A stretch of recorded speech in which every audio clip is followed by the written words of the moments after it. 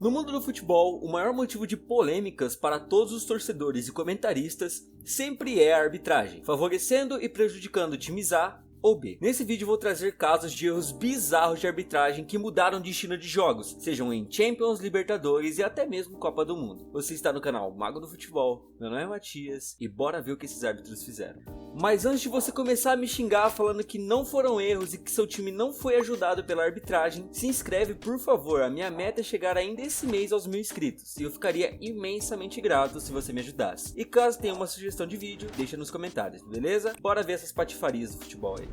Flamengo e Atlético Mineiro, 1981 na Libertadores. Bom, já começando com um bem polêmico e que particularmente me machuca bastante, que é o jogo entre Atlético Mineiro contra o Flamengo pela Libertadores de 1981, onde ambas as equipes vinham com um elenco recheado de estrelas. Do lado do Atlético, tínhamos nomes como Toninho Cerezo, Jorge Valença, Chicão, Reinaldo e Éder. Já do lado rubro-negro, tínhamos Leandro, Moser, Júnior, Zico, Tita, entre outros. Ambos os times vinham demonstrando um grande futebol e iriam fazer um jogo para decidir quem iria assumir a liderança do grupo 3 na Libertadores para seguir na competição, já que na época apenas um time por grupo poderia passar, e como ambos estavam empatados em pontos, com os dois jogos entre as equipes ficando 2 a 2, teriam que fazer o jogo de desempate. Porém, eles não contavam com um personagem muito importante nessa história, José Roberto Wright. Esse era um dos juízes mais falados do Brasil na época, tanto pelo seu desempenho, quanto pela sua personalidade forte, por assim dizer. Todos esperavam um grande espetáculo, porém, algo extremamente bizarro iria acontecer naquele jogo. Tudo parecia normal até os 33 minutos do primeiro tempo, quando o atacante ídolo do Galo, Reinaldo, comete uma falta, dando um carrinho por trás de Zico, que resultou em um cartão vermelho direto, onde o juiz Zé Roberto Wright parecia mais nervoso e agitado do que os próprios jogadores. E por mais que seja discutível, não era um absurdo um vermelho para aquela falta. Mas não foi só isso que aconteceu nessa partida. 1 minuto e meio após essa expulsão, com a torcida já xingando o juiz dentro do estádio, Wright marca uma falta a favor do time mineiro. E quando o Éder tenta cobrar a falta de maneira rápida, Zé Roberto tira a bola de seus pés, onde os dois acabam se trombando. E é nesse momento que o juiz tira o cartão do bolso e expulsa mais um jogador do time alvinegro. Esse que, ao ver o que está acontecendo, cai de joelhos de tanta indignação. Após a segunda expulsão, acontece uma invasão, onde técnico e dirigentes do Atlético Mineiro tentam agredir o juiz e tudo vira um caos. Após a tentativa do técnico e dos dirigentes tirarem o time de campo e cancelar a partida, Chicão e Palhinha são expulsos, sem falar no técnico Carlos Alberto Silva, que também era expulso de campo. Já eram 4 jogadores expulsos na partida, e mesmo assim, os jogadores titulares voltaram a campo a fim de evitar alguma punição a mais pela confederação. Logo após o reinício de jogo, o goleiro João Leite cai no chão, tentando acabar com a partida. Nesse meio tempo, uma falta duríssima é cometida em cima de um jogador atleticano, mas Wright ignora, vai até a meta do Galo e exige que João Leite se levante e continue a partida. Como o goleiro não obedeceu o árbitro, o mesmo acabou sendo expulso, o que fez com que a partida fosse encerrada, dando a classificação para o Flamengo, já que, pelo regulamento, o Atlético não tinha jogadores o suficiente para concluir a partida, o que acabava por desclassificar o Galo. Após isso, o Atlético tentou ir à justiça para que o resultado desse jogo fosse revisto, porém, a Conmebol ignorou os pedidos do clube e ainda o puniu, alegando que desde a segunda expulsão, o time se esforçou para que o jogo acabasse. Olha, durante muitos e muitos anos, diversas teorias foram feitas perante esse jogo. Muitos diziam que Wright era torcedor do Flamengo, que o Flamengo teria pagado a juiz para ter o resultado favorável e diversas outras coisas. Mas ao meu ver, mesmo eu sendo um flamenguista doente, esse jogo foi um dos maiores assaltos da história da Libertadores. Isso se não foi o maior, com o juiz interferindo diretamente na classificação de um time. E não é que o Flamengo não conseguiria passar do Atlético Mineiro, mas acontecer do jeito que aconteceu, com o Wright expulsando metade do time dos caras e toda a polêmica que aconteceu, sério, isso foi uma puta sacanagem. La mano de Dios. Copa do Mundo de 1986. Esse talvez seja um dos casos mais conhecidos dessa lista, já que seu protagonista é um dos jogadores mais incríveis que o planeta Gol já enviou à Terra, Diego Armando Maradona.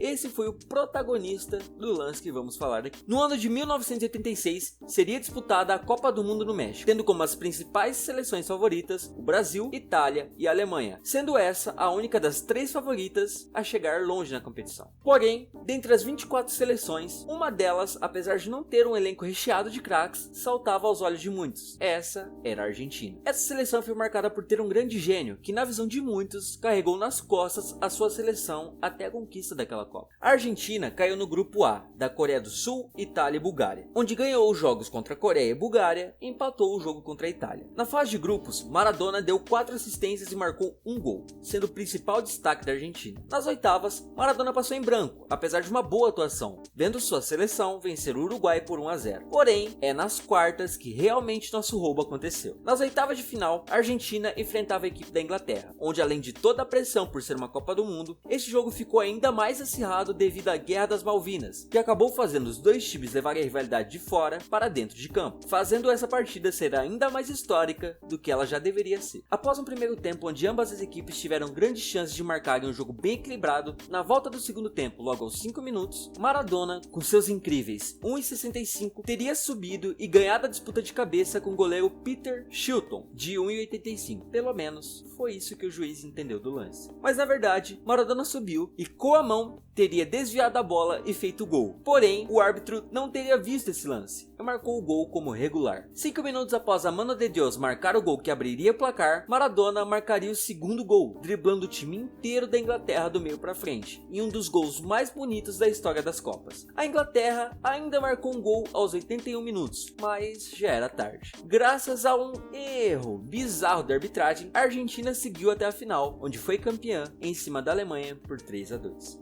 Chelsea e Barcelona pela Champions de 2009. Você pensa que é só em Libertadores que tem árbitro roubando na cara dura? Olha, depois desse tópico aqui, eu acho bom você rever os seus conceitos. O ano era 2009 e o Chelsea vinha de um vice-campeonato para o Manchester United em 2008 e estava sedento para conquistar a Champions daquele ano. Após vencer a Juventus nas oitavas de final por 3-2 no agregado, nas quartas de final, o Chelsea fez 2 jogos eletrizantes contra o Liverpool, vencendo de 7-5 no agregado. Nas semifinais, os Blues iriam enfrentar um dos times mais fortes do momento, o Barcelona de Messi, Xavi e Iniesta, treinados apenas por Pep Guardiola. Pouca coisa, né? Nessa edição, o clube catalão tinha eliminado o Lyon e Bayern de Munique, dando um baile em ambos os clubes. Porém, no primeiro jogo dentro do Camp Nou, o Chelsea conseguiu sair com um empate, precisando apenas ganhar do Barcelona dentro de casa. E sinceramente, parecia extremamente possível que os Blues conseguissem esse resultado. Isso se não fosse por um cara super gente boa chamado Tom Henning, árbitro norueguês que iria apitar a partida. Logo no início da partida, aos 9 minutos, Isen abriu o placar para os Blues, onde colocava toda a confiança necessária à equipe para passar pela semifinal. Porém, depois do gol, uma série de lances, entre aspas, duvidosos aconteceram. Aos 25 minutos, Daniel Alves disputava a bola com Maludá e comete a falta. Porém, ambos estavam com os pés em cima da linha. Mas aí eu te pergunto, nosso querido árbitro marcou o pênalti? É claro que não. Mesmo o árbitro estando de frente para o lance, ele marcou apenas uma falta para o Chelsea. Se parasse por aí, até poderíamos relevar, pensando que ele poderia não ter visto ou não achou um pênalti, sei lá. Mas, logo em seguida, Drogba recebe a bola dentro da área, quando o lateral esquerdo do Barcelona, Abidal, puxa a camisa do centroavante e o derruba usando a perna, fazendo claramente um pênalti. Foi o que todos pensaram, né? Menos o árbitro, que não marcou absolutamente nada. Mesmo com todo o protesto de jogadores e torcida, o árbitro não remarcou o lance. Mas como o Chelsea ainda se classificava com 1-0 no placar, os jogadores deixaram passar. Aos 10 minutos, Drogba dribla Abidal, que novamente segura a camisa do atacante e dá mais um carrinho dentro da área, mas dessa vez bem mais violento do que no primeiro lance. E adivinhem, Tom Henning novamente não marcava nada. Drogba fica tão revoltado que se joga no chão, só faltando espernear de tão puto que ele estava nesse lance. Mas mesmo assim, o árbitro continuava convicto da marcação. Já no fim da partida,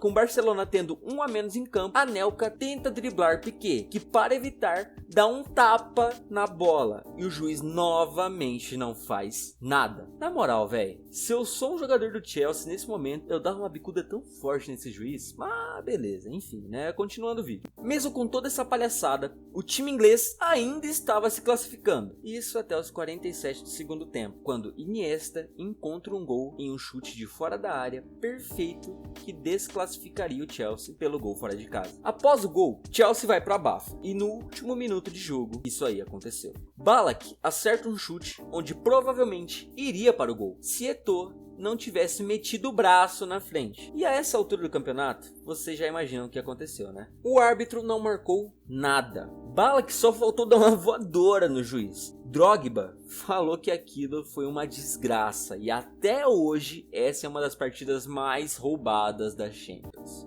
Corinthians e Boca Juniors pela Libertadores de 2013. Voltando para a competição sul-americana, no ano de 2013, o Corinthians queria continuar no mesmo ritmo de 2012, conquistando mais e mais títulos. Com essa intenção, fez uma das maiores contratações do futebol brasileiro do ano, trazendo Alexandre Pato, um dos centroavantes mais midiáticos da época. Mas essa contratação não deu nada certo, e se você quiser que eu faça um vídeo sobre isso, é só falar aí nos comentários. Voltando ao vídeo. Como a equipe era muito boa, a esperança de atingir o bicampeonato da Libertadores era altíssima, passando com extrema facilidade pela fase de grupos. Porém, um velho conhecido do clube paulista iria o enfrentar já nas oitavas de final, o Boca Juniors. O Boca foi o mesmo clube que no ano anterior teria perdido a final para o Corinthians por 3-1 no agregado. Ou seja, para os argentinos era a chance perfeita para vingar o título passado que havia perdido. Mas, mesmo com todo esse clima de revanche, o Corinthians vinha tranquilo, com boa parte do elenco da final passada e mais alguns reforços. No primeiro jogo em La Bombonera, o Corinthians acabou saindo com um placar desfavorável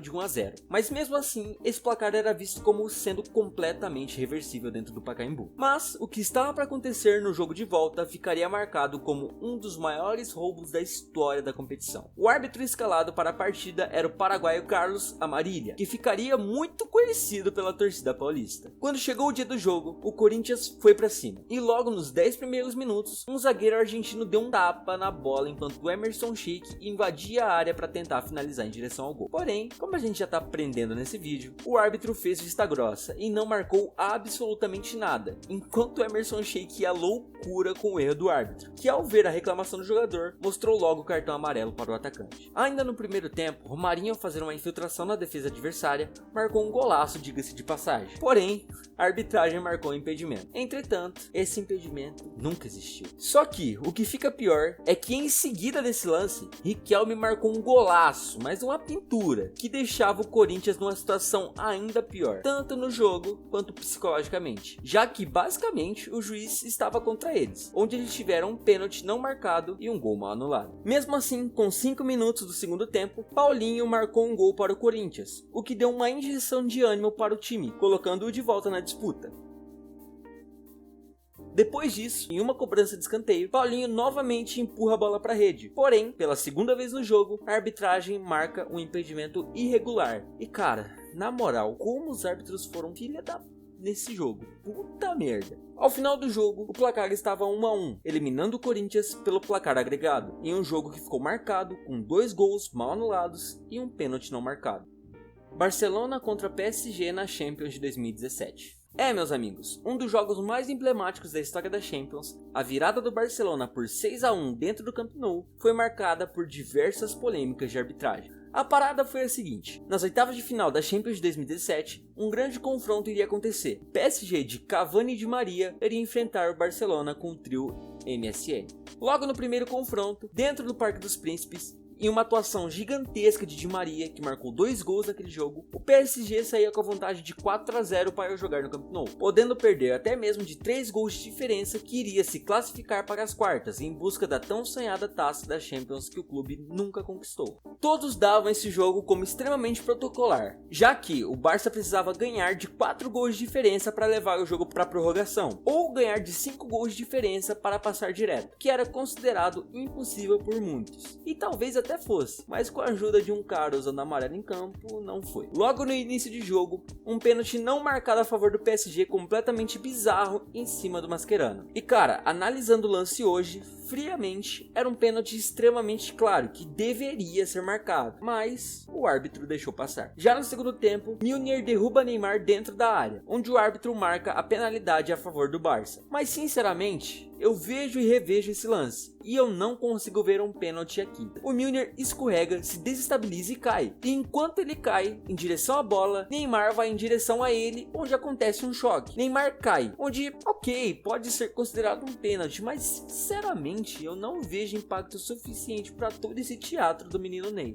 Com todo respeito, Neymar, te adoro, cara. Depois disso, mais um lance envolvendo Neymar acontece. Depois de perder a bola para Marquinhos, Neymar perde a cabeça e dá um bico na perna do Marquinhos, agredindo claramente o zagueiro adversário, onde pela regra isso deveria ser punido com cartão vermelho, mas o nosso juiz entendeu que era só para um amarelo. E cara, esse jogo é tão maluco que o PSG teve mais um pênalti em cima do Di Maria, onde em velocidade ele sai cara a cara com o goleiro e o Mascherano dá essa entrada por trás, mas o juiz não viu nada, o Bandeira muito menos, e a vida seguiu normalmente no estádio. Mas talvez o fator mais determinante tenha sido o pênalti dado a favor do Barça, onde Marquinhos disputa a bola com Suárez. O zagueiro acaba colocando a mão no peito do uruguaio por trás, que quando sente o contato, se joga e faz o maior escândalo. O juiz acaba comprando a reclamação e marca o pênalti. Mas quando vemos esse lance de perto, notamos que foi muito exagerado da parte do atacante se jogar e fazer toda aquela cena por um contato que sinceramente não iria interferir tanto na jogada. A verdade é que esse jogo é lendário, e mesmo com todas essas questões, adoramos ver e rever. Menos para quem torce pro PSG, como meu amigo Pedro.